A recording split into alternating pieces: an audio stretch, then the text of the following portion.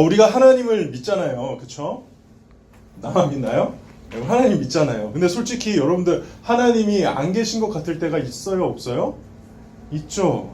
저는 있는 것 같아요. 목사님 그래도 목사인데 그렇게 말씀하시면 안 되는 거 아니에요? 근데 솔직히 목사라도 그게 있는 것 같아. 물론 저는 하나님이 살아계심을 믿습니다. 믿을 뿐만이 아니라 개인적으로 체험까지 했습니다. 정말 하나님 살아계시구나. 나 이딴 식으로 살면 큰일 나겠다 라고 생각하고 경험하고 확신하고 돌이켰을 때가 있어요. 근데 그런 목사인 저도 살다 보니까 하나님이 살아계신데 어떻게 이럴 수가 있지? 라고 할 때가 있다는 것이죠. 여러분들 있어요? 없어요? 아직 모르겠어요. 살다 보면 많을 겁니다. 우리 선생님들은 굉장히 공감하는 눈빛으로 쳐다보고 계시네요. 솔직히 세상에 고통이 많은 거는 괜찮아요. 전염병, 자연재해 그런 거 많이 생긴다고 해서 하나님이 어디 있어? 저는 그런 논리에는 요만큼도 동의 안 해요. 그렇지 않나요? 제가 항상 얘기하잖아요. 하나님 버리고 떠난 인간들인데 언제부터 하나님 신경 썼다고? 당연히 이 세상 고통스러워야죠. 하나님 배신하고 사는 주제에 어떻게 잘 먹고 잘 살 생각을 합니까? 그리고 정말 이 세상의 사람들이 고통 없이 행복하게 살면은 하나님 찾을까요? 절대 아니거든요. 너무 괴팍한가? 나는 좀 그래요. 약간 좀 마음이 솔직히 이 세상이 행복하다고? 행복해야 된다고? 왜? 하나님 버리고 떠났는데 어떻게 행복해? 라는 마음이 있다는 거예요. 그런데 하나님을 인정하고 하나님 앞에 겸손하고 많이 부족하지만 열심히 그래도 예배 드리려고 하는 저와 여러분 같은 사람들을 더 하나님이 챙겨주셔야 되는 거 아닌가? 라는 생각이 들 때 그 반대의 일을 하면은 좀 마음이 힘든다는 거죠. 그러니까는 교회 열심히 다니고 봉사 열심히 하고 진짜 착하게 사는 우리 친구들 같은 경우에 취업도 잘 되고 예쁘고 잘생긴 남친 여친 사귀고 결혼도 잘하고 몸도 건강히 오래오래 행복하게 살고 그렇죠? 그리고 이 세상에서 진짜 싸가지 없이 사는 사람들, 하나님 없다고 막 자기 마음대로 사는 사람들, 거짓말 잘하고 사기치고 악한 행동하는 사람들은 전부 심장마비로 돌연사하거나 피부병 걸리거나 백혈병 걸리거나 당뇨병, 암은 종류별로 다 걸려서 돈 잘 버는 것 같다가도 망해버리고 나쁜 사람들만. 그래야 좀 하나님이 살아계신 것 같지 않냐는 말입니다. 근데 세상이 그런가요? 슬프게도 그렇지 않다는 것이죠. 예전에 제가 한번 이거 얘기를 나눈 적이 있어요. 제가 개인적으로 저에게 있어서 가장 하나님이 없는 것 같이 느껴졌던 순간이 심지어는 제가 전도사일 때 있었어요. 그게 언제냐면은 제가 한번 나눴죠. 제 친구가 죽었을 때였어요. 고등부 때 친구였습니다. 그리 친한 건 아니었지만 함께 성가대도 하고 리더 모임도 열심히 참여했던 친구들이에요. 여러분들처럼 같이 앉아서 예배만 드리고 간 게 아니라 마치고 나면 그때 성가대도 하고 그랬거든요. 그때 같이 하고 했죠. 그리고 고등부를 졸업하고 나서는 다시 교류가 없어졌어요. 그게 다 흩어져 버렸거든요. 개인적으로서 여러분들이 되게 부러워요. 여러분들 이대로 청년부 가잖아요. 그렇죠? 그래서 지금 유치부부터 유년부, 초등부 막 다 그때 함께 했던 사람들이 있잖아요. 우리 하늘쌤하고 스리쌤도 고등부 출신이시거든요. 선배님이셔. 이게 난 너무 부러워. 나는 지금 아무도 없거든, 내 주변에 고등부 친구들이. 근데 그런 고등부 친구들이 한 번 만난 적이 있어요. 그게 2016년인데 이제 목사님이 2002년도에 대학교 처음 들어갔으니까 2001년에 고등부를 졸업했죠. 그러고 나서 2016년에 처음으로 만났어요. 그때가 언제냐? 친구가 죽었을 때였어요. 친구가 하늘나라 갔다는 소식을 들었습니다. 그래서 부산에 살았을 때인데 장례식이 대구에 있었어요. 졸업하고 처음으로 고등부 친구들을 대구에서 다 만났어요. 그때 제가 34살, 결혼하고 딱 1년 지났습니다. 다들 남자들은 이제 결혼을 준비하거나 했거나 하고 나서 얼마 안 돼. 여자들은 전부 다 여친구들은 애 하나씩 다 데리고 있는 그런 상황이었어요. 근데 오랜만에 만났는데 웃을 수가 없더라고요. 친구가 죽었으니까. 근데 갔는데 처음 본 장면이 어머님하고 그 하늘나라 간 여자친구가 함께 너무 서럽게 우는 장면을 제가 봤어요. 그래서 같이 모든 친구들이 함께 마음으로 같이 또 겉으로 많이 울면서 힘들어했습니다. 근데 정말 힘들었던 건 뭐냐면 어떻게 하늘나라 가게 됐는지 얘기를 듣는데 제가 너무 미치겠는 거예요. 제가 한번 얘기했던 건데 기도원 갔다가 기도하고 돌아오는 길에 뺑소니에 치여가지고 죽었더라고요. 그 얘기를 딱 듣는데 이 장례식이 진행되고 이제 막 예배 드리고 있는 순간에 예배를 드리면서도 예배에 집중이 안 되는 거예요. 내 마음에 계속 하나님께 이거 뭐예요? 이건 아니지 않나요? 이게 어떻게 하나님이 하실 수 있는 일입니까? 제가 이걸 뭐라고 설명하고 얘기를 해야 되는 겁니까? 계속 속으로 엄청 하나님께 따졌던 기억이 나요? 여러분들은 어떻습니까? 이런 하나님 믿으실 수 있습니까? 기도하고 오는 사람을 뺑소니 치게 내버려 두시는 하나님, 이런 하나님을 향해서 선하신 나의 하나님이라고 노래할 수 있냐고요. 그땐 제가 전도사였음에도 불구하고 하나님에 대한 신앙에 정말 큰 위기가 있었던 것 같아요. 하나님은 당신의 백성들에게 별로 관심이 없으신가? 그럼 하나님 없는 거나 마찬가지 아닌가? 내가 믿을 필요가 있나? 저는 이 진지한 고민이 부끄럽지만은 정말 그 고난의 앞에서, 친구의 죽음 앞에서 처음으로 시작이 됐어요. 그리고 다시, 물론 열심히 항상 성경을 보고는 있었지만 다시 하나님의 말씀 앞에 들어갔을 때 제가 오늘 받은 은혜와 충격을 함께 나누기를 바랍니다. 예수 믿는 사람은 힘들면 일단 성경을 보는 게 좋은 것 같아요. 놀라운 게요, 이 성경을 통해서 그 답을 얻으려고 보니까 성경은 생각보다 이런 주제에 대해서 회피하지 않아요. 오히려 이런 주제를 굉장히 많이 이야기하더라고요. 우리 성경 구절 제가 몇 가지만 좀 띄워줄게요. 시편 73편 12절에서 14절. 다 쉬운 성경으로 제가 번역해 왔는데 우리 함께 앞에 화면 띄워주시면 제가 읽겠습니다. 시편 73편 12절에서 14절. 자, 읽을게요. 이것이 악한 자들이 사는 방식입니다. 언제나 편안하게 살면서 재산은 점점 늘어만 갑니다. 내가 무엇 때문에 마음을 깨끗이 하였단 말입니까? 내가 죄를 짓지 않고 성실하게 살려는 것이 무슨 소용이 있단 말입니까? 나는 하루 종일 고통을 당했으며 매일 아침마다 벌을 받고 있습니다. 전도서 4장 1절에서 3절에는 이렇게 나와 있습니다. 내가 다시 보니 해 아래 온갖 학대가 자행되고 있었다. 학대하는 자들에게 권세가 있으니 학대당하는 자들의 눈물을 위로하는 사람이 없구나. 그래서 나는 말했다. 죽은 자가 살아있는 자보다 행복하다. 그러나 아예 세상에 나지 아니하며 해 아래 행하는 악을 보지 않는 자가 이들보다 더 낫다. 전도서 7장 15절에서 16절에는 나는 내 허무한 인생을 살면서 이런 일, 저런 일을 다 보았다. 의로운 생활을 하면서도 망하는 의인이 있는가 하면 죄악된 생활을 하면서도 오래 사는 악인이 있다. 지나치게 의로운 체 하지 말고 지나치게 지혜로운 체 하지 마라. 그러다가 망할 필요는 없지 않은가. 와, 나 이 말씀 듣는데 얼마나 은혜가 되든지. 그렇죠? 그렇지 않아요? 진짜 공감되지 않아요? 성경은 사실 이 문제를 회피한 적이 없어요. 오히려 이 문제를 정면으로 이야기한다는 거예요. 하나님이 살아계신다면 어떻게 이런 일이 있을 수 있는가? 저는 이 성경 구절들을 읽으면서 충격이었습니다. 왜냐? 당시 제가 느끼기에는 목사님들은 또 교회에서는 이 문제를 회피한다고 생각해요. 나는 거의 이런 설교를 제가 직접 하기 전까지는 이 설교를 들어본 적이 없어요. 그냥 고통, 인내해라. 하나님의 뜻이 있다. 하나님이 연단하는 거다. 불평하지 말고 감사해라. 맨날 그런 설교 들었습니다. 어떤 느낌이었냐면 그 들 때마다 그냥 도망치는 느낌? 기독교가 도망치는 느낌? 성경이 회피하는 느낌. 악인들이 당하는 고난은 하나님께 벌을 받은 거라고 하면 되죠. 그러면 의인들이 당하는 고난은 연단 받는 거다, 훈련 받는 거다, 하나님이 반드시 건져내 주실 거다. 안 건져내 주시던데요? 이거 뭐야? 답이 안 되는 거예요. 그래서 저도 성경을 읽어보면 성경도 그런 내용이 있는 줄 알았는데 아니었어요. 여러분들 나중에 성경 진짜 한번 읽어보세요. 이게 목사님들이 얘기하는 것도 있지만은 엄청나게 많은 내용들이 있어요. 그래서 목사님, 전도사님들이 다 전해주지 못한 내용들이 있기 때문에 여러분 성경 읽으셔야 돼요. 그래서 성경 안 읽고 어디 가서 나 그냥 좀 교회 좀 다녔다라고 기독교에 대해서 아는 척하면은 큰 망신 당합니다. 다시 본론으로 들어와서, 그래서 성경의 답이 뭐냐?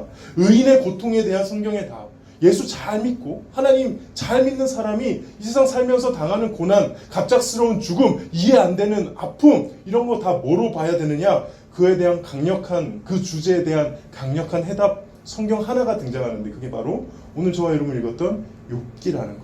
욥기. 여러분들 욥에 대한 이야기를 어렸을 적 그 성경학교나 혹은 주일학교에서 많이 들어봤을 겁니다. 이런 이야기죠. 욥이라는 사람이 있었어요. 굉장히 의롭고 착한 사람이었어요. 하나님을 너무 잘 믿어. 얼마나 잘 믿었느냐? 그 예시로 전날 파티를 열었네, 잔치를 열었네, 즐겁게 놀고 나서 다음날 아침에 이 욥이 아들들 다 데리고 나서 새벽 기도를 드려요. 왜? 혹시나 죄졌을까봐. 아, 나도 이렇게는 못한다. 밤에 파티하고 자면 늦잠을 자야지. 근데 이렇게까지 하면서 하나님 앞에 죄를 짓지 않고 살려고 하는 참 의로운 사람이 있었어요. 근데 이 의인을 보고 하나님이 너무 좋아하니까는 사탄이 이렇게 해가지고, 아유 하나님 그거야, 하나님이 욥을 부자로 만들어 주셨으니까 그렇죠. 거지로 만들어 보세요. 욥이 하나님 찬양하나. 이렇게 딱 얘기를 하는 거예요. 그러니까 사탄이 그런 말을 하자마자 하나님이 모르겠어요. 발끈하신 건지 아니면은 그래 한번 해봐. 욥의 생명 건드지 말고 한번 해봐. 그래서 어떻게 됐습니까? 욥한테 강도가 들고 하늘에 불이 떨어지고 큰 바람이 와서 집이 무너지고 완전 박살이 난 거예요. 그때 욥이 하나님을 욕했을까요? 안 했다는 거죠. 욥기 1장 21절에서 22절 이르되 내가 모태에서 알몸으로 나왔사온즉 또한 알몸이 그리로 돌아갈지라 주신 이도 여호와시요 거두신 이도 여호와시니 여호와 이름이 찬송을 받을지어다 하고 이 모든 일에 욥이 범죄하지 아니하고 하나님을 향하여 원망하지 아니하니라. 하나님 앞에 또 다시 사탄이 나오는 거예요. 야 봤냐? 내 종이 원망 안 하는 거? 이런 애가 없어요. 그러니까 사탄이 또 도발합니다. 아 하나님 사지가 멀쩡하지 않습니까? 몸을 쳐보세요. 몸을 원망 안 하나. 그러니까 하나님이 또 여기에 반응을 하세요. 그래? 그러면 생명 건드지 말고 몸을 쳐봐라.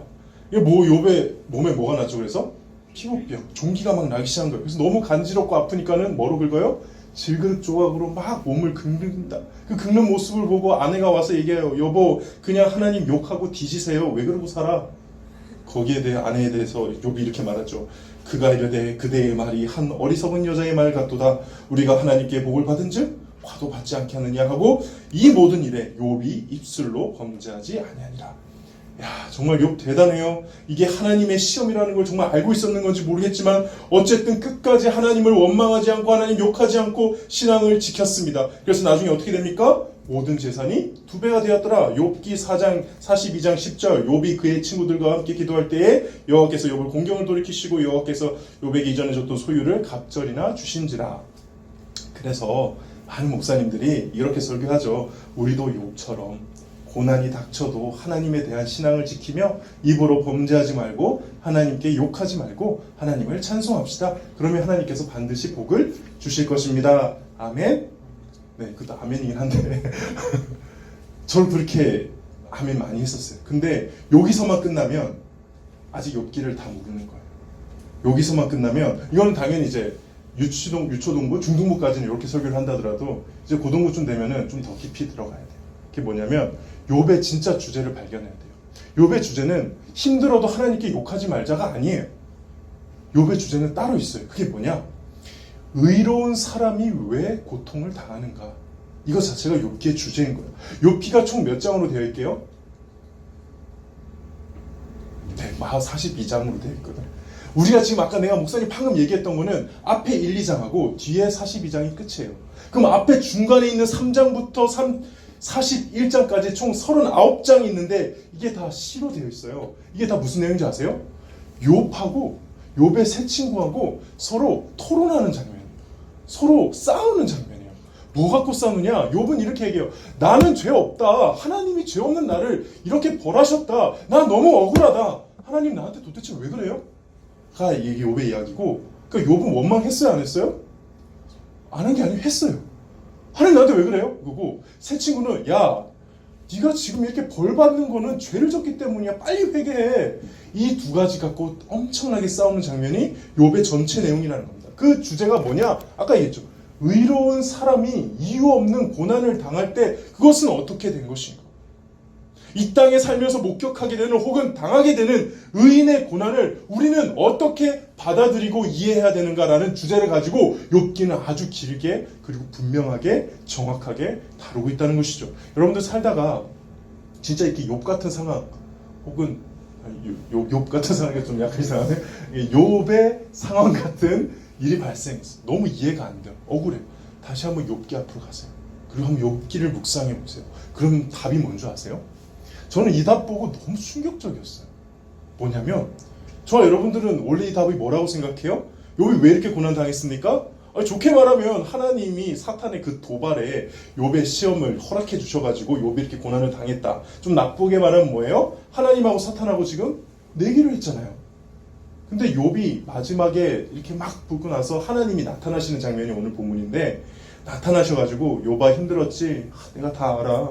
네가 나에게 너무 자랑스러운 아들인데 너에 대해서 험담하는 저 사탄놈의 새끼들이 있어가지고 내가 자식 때를 납작하게 해주려고 잠깐 허락한 거란다. 우리 욥 잘 견뎠어. 너무 수고했어. 이제 내가 다 회복시켜줄게. 하나님 이렇게 해야 맞는 거 아니에요? 그렇게 안 하시고 오늘 딱 나타나시자마자 마치 화가 나신 것처럼 이렇게 말씀하시는 거예요.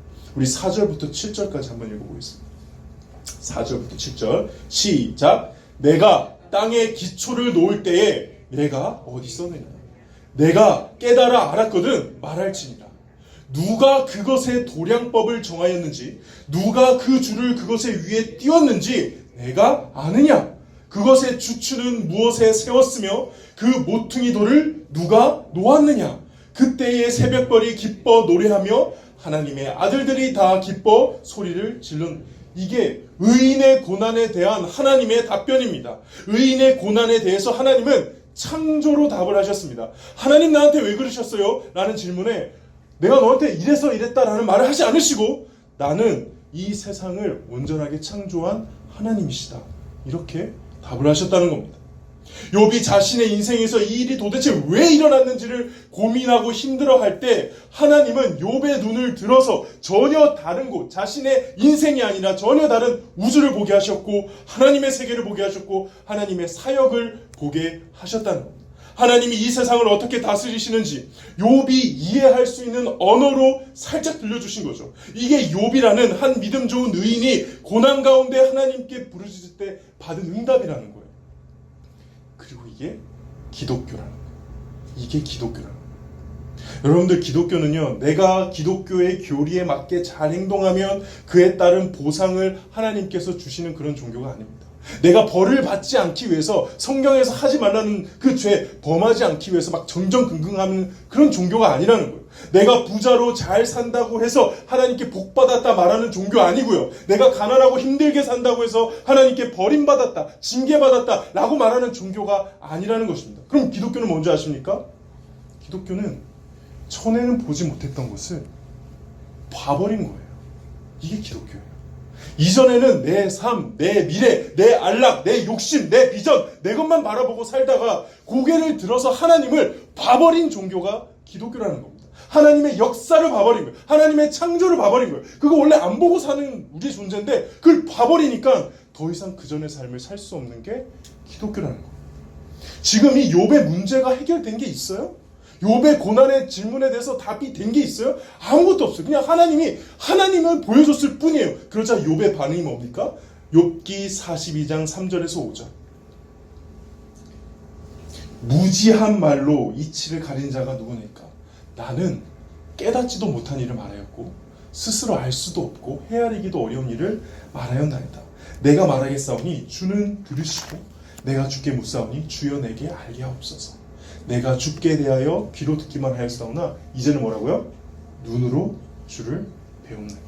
이게 저와 여러분이 믿는 진짜 기도입니다. 말씀을 마무리할게요. 아까 제가 친구를 그렇게 보내고 하나님을 참 많이 원망했다고 했잖아요.